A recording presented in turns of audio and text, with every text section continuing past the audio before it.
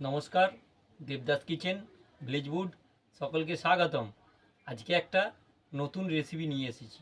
রেসিপিটি হলো তরমুজের শরবত বানানো। চলুন তরমুজটা আমি প্রথম কেটে নেব। তরমুজটা আমি কেটে টুকরো টুকরো করে নেব। দেখুন বন্ধুরা, কি সুন্দর লাল তরমুজ। ছোট ছোট করে টুকরো করে প্লেটের মধ্যে রেখে দেব।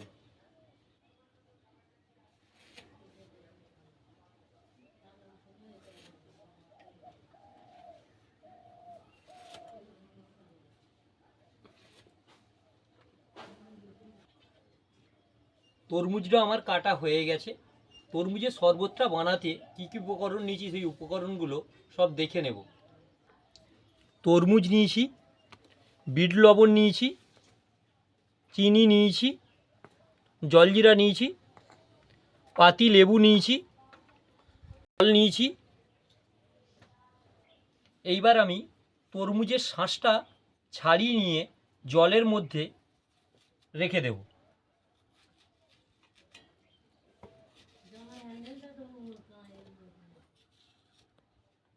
এইভাবে আমি সব শাঁসটাকে তুলে জলের মধ্যে দিয়ে দেব।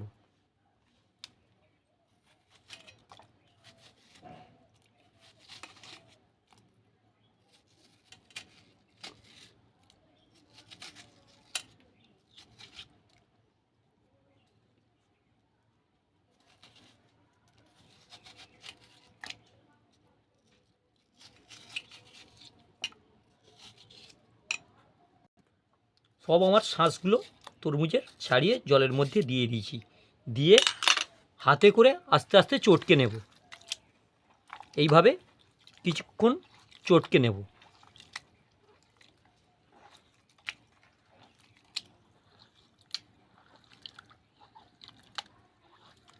আমার চটকানো হয়ে গেছে। এর মধ্যে যে চটকে যে অংশটা ভেসে রয়ে যাবে সেইগুলোকে তুলে আমি ফেলে দেব।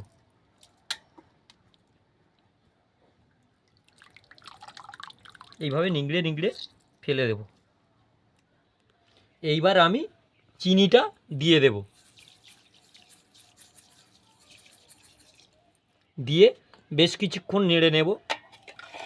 এইরকমভাবে নাড়তে থাকবো। চিনিটা তাড়াতাড়ি সহজে গলে যাবে।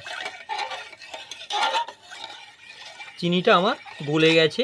এইবার আমি বিট লবণটা দিয়ে দেব। দিয়ে ভালো করে আরেকটু নেড়ে নেব।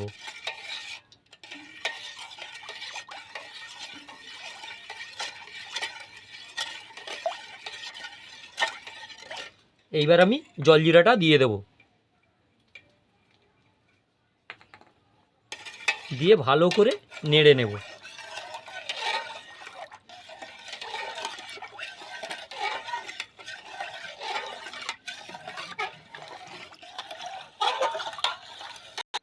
শরবত আমার রেডি হয়ে গেছে। এইবার আমি ছাঁকনিতে করে ছেঁকে গ্লাসের মধ্যে দেব।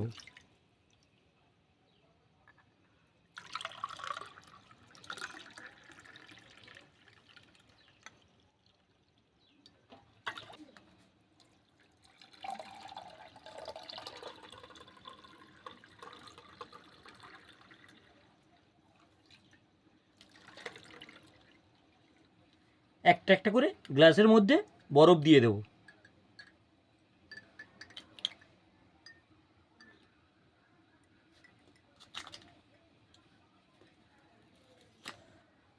দিয়ে এক কুচো করে লেবু দিয়ে দেব।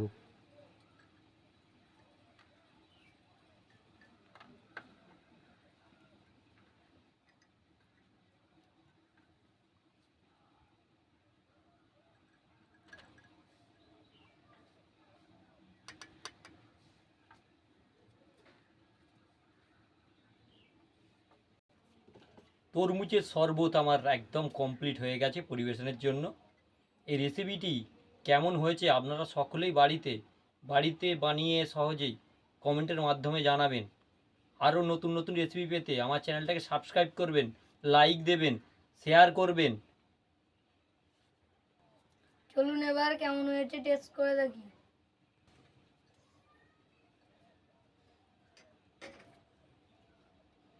আহ কি দারুণ হয়েছে। চ্যানেলটাকে সাবস্ক্রাইব করতে ভুলবেন না আর লাইক করবেন।